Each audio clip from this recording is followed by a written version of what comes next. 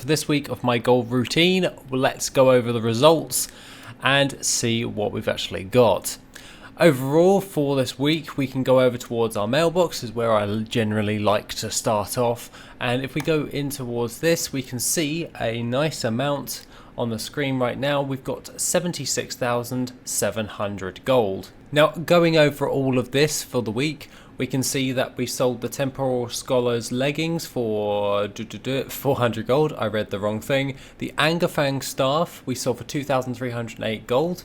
We also sold Leviathan's Eye once again, 35 of that for 2,399 gold. The Interdimensional Companion Repository, 31 of those for 3,829 gold, along with some Storm Silver ore. And here's one of note, which is our pattern for the Nether Drake helm. Now this one sold for 14,253 gold, and we got that from one of the TBC raids. If I remember right, I think, can't remember, it is the Sunwell. I think it's Sunwell. However, along with that, if we keep going down, we can find another few things. We sold the Sash of Silent Blades, 3,250 gold for that. The Suju cloak, we sold that for 11,422 gold. So Transmog's doing really well this week in regards to some sales. We got some nice high price sales. And then if we come all the way down here, we got one of our tailoring recipes, which is the Sunfire hand wraps. Now, I know this one sold because I was like, oh dang, okay. 29,672 gold for that. So pretty dang chuffed with that. And if we actually jump in towards everything and go in towards our crafting, we can actually see that crafting this cost me 6,255 gold, and I can make 12,845 gold profit on top of that. So that's not too bad if I do say so myself. Along with everything else, this has added up quite nicely. We sold quite a few tailoring stuff, so may increase the frequency on that. So let's pull in all of this gold, and then we can see what we can actually get next time round in regards to everything else. So we'll just wait for that to all pull in for our next reset of all of our gold. So 76,700 gold for that. And then we can have a nice little look at our another mailbox, which is 28,000, 28,000 and 29 gold. That's not too bad. We sold the Glyph of Goblin Anti-Flare once again. This one sells really frequently, so quite happy with that. That is 2,633 gold. We actually sold a load of Umbriel from one of our flips from Leystrite ore, if I remember right. That is 1,593 of those sold for 8,664 gold. As well as the Riplash Jerkin of the Fire Flash for 2,455 gold. And if we keep going down, we actually sold some more Dark Moon cards, 2 of Chaos, 6 of those for 5,411 gold, along with the Prospector's chest piece for 2,369 gold. So really added up quite nicely and added in everything with all of that gold right there. So that brings us in to everything, and we can see that we are currently up to 864,382 gold. This is good for the mailbox, which means that this week we made 104,729 gold, so not too shabby to say so myself. However, if we go into everything else, I have been doing some more gold farming with everything, and that is Gnomeregan. Now, there is a reason why I'm in here. I started off last week actually doing a few farms when it comes towards the Pit of Sauron. Now, I did 15 hours of that and I got 1 battered hilt.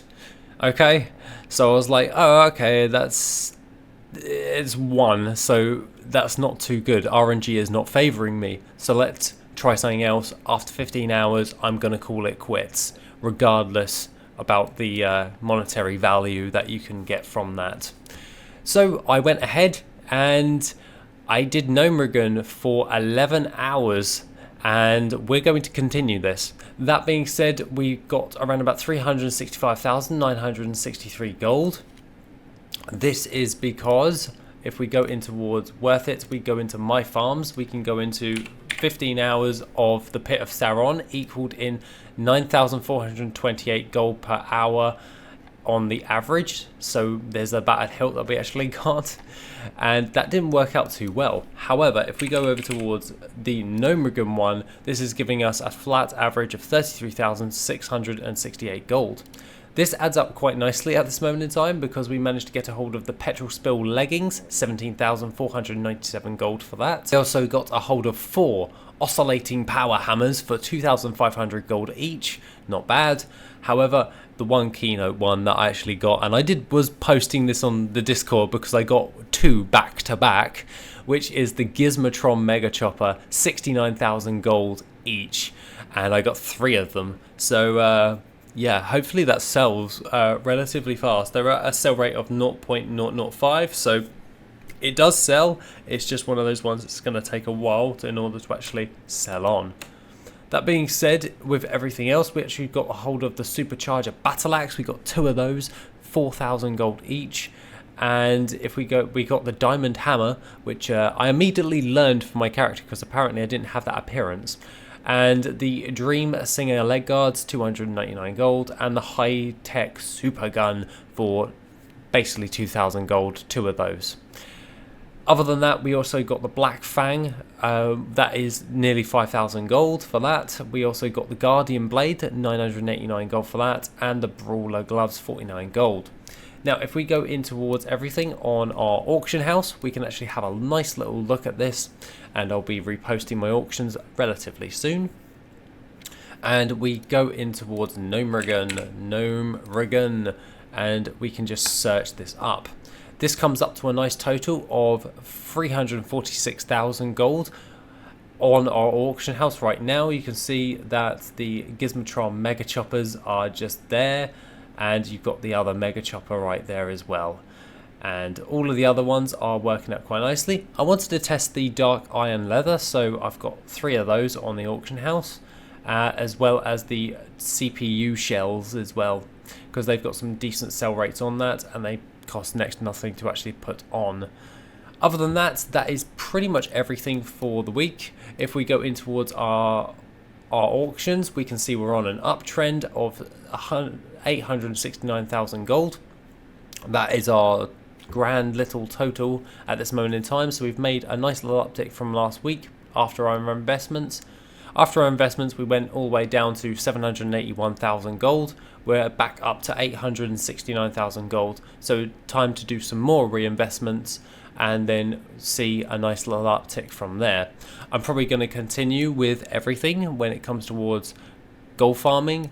And alongside that, with my gold routine, is fairly straightforward. I do my recrafting every single day in a organized fashion, as well as doing a dungeon every single day, and that is basically everything that I do. However, the other day I did go a bit mental and just decide to just farm for like 10 hours, so yeah, I probably should have streamed that one because the drops on that was amazing. But other than that, have an awesome one. I will report next week. Take it easy, and I shall see you on the next video, which will be soon.